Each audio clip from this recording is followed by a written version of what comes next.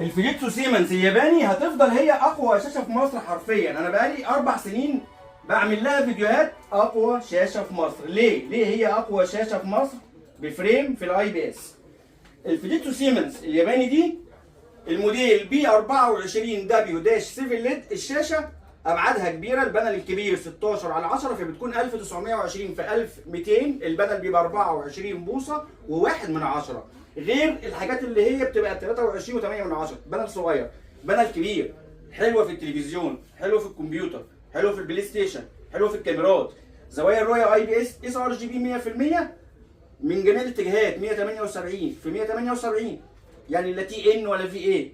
حاجه كويسه جدا، مريحه للعين، فيها مود اللو بلو لايت، فيها صوت داخلي كويس مقبول على قد غرفه، فيها ديسبلاي فيجا دي في اي. بكام؟ الفرز الاول بكام؟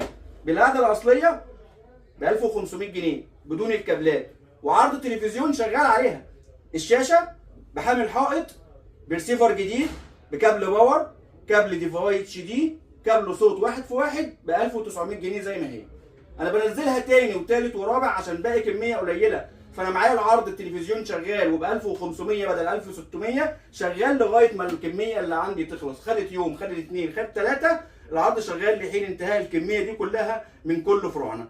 سيمنز تاني بي 24 دبليو داش 7 ليد 1920 في 1200، ابعاد 16 على 10، اس ار جي بي 100%. ونشوفكم باذن الله في عرض جديد.